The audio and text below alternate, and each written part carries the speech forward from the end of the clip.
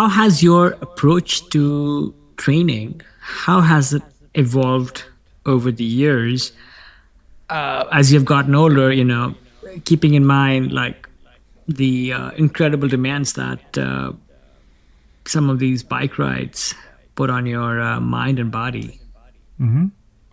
I'd say the bigger, one of the bigger things that I need to pay attention to at almost 50 years old is recovery time. So I'm still able to perform at a very high level. The biggest reason I think that people have deterioration of performance is because they're not performing at the level that they want to in training. And that sounds like some sort of cryptic poem answer, but it's not. Take a very good look at what I said. They're not pushing themselves as fast in training. So if you're used to be able to do 400 watts for a 20-minute hill climb, then you need to be able to do 5x5 or 5x4 400 watts in training. You need to get good and on it. You need to push hard and have quality rest and keep the speed work, keep the power work, because that's the stuff that's hard to get. The endurance, I do one long ride a week, and wham, like, wow, that was amazing. My endurance is back.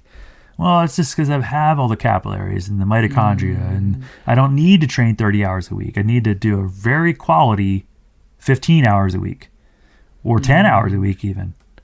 And yeah, it does take a little longer to recover. And yeah, if I do a race last weekend and it's too hard, then this weekend I might struggle a little bit to be on top of it and recover. But if I am, really aware of that in my planning, I can excel. I mean, I can do some incredible performances.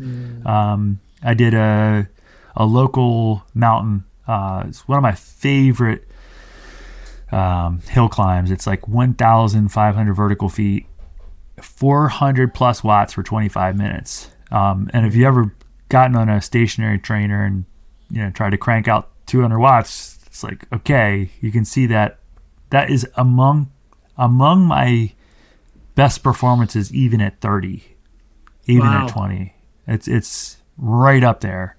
Not as good as my very, very best, but as good as some of my best ever seasons in my 30s. Like, I'm not kidding. Like, yeah, and I mean, the Monster Cross race, I won it in a sprint finish, against a young rider I coach who's a phenomenal sprinter, but it was like the correct savvy, not my best sprint ever, but perfectly applied at perfectly the right time at just, and I got the proxy finish to the bridge before the sprint.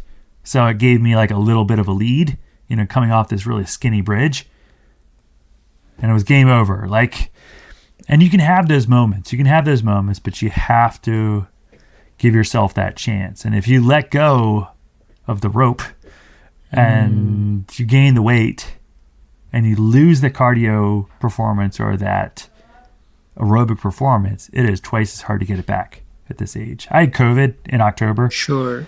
Finally. I didn't have COVID all throughout all this masking and COVID and vaccines and all this stuff. And I'm like, woohoo, it's done. And I got so sick. I was in bed like dying. I'm like, what is this?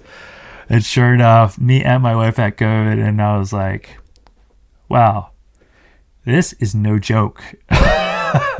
Terrible. I thought my lung function would never come back. Like, it was a month of just like wheezing and just kind of like, I don't know, riding at 70%.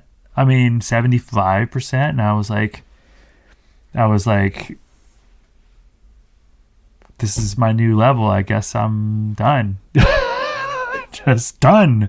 But yeah, to be able to put a really good few performances this spring and, just to feel healthy, feel strong, be able to go out and, ride across mountains. Like, geez, I'm so glad I stuck with it. I'm so glad I stayed patient. And it's, and I'd say that ageless athlete mentality, it's not all about defiance. I mean, there's definitely elements of acceptance and kindness to yourself.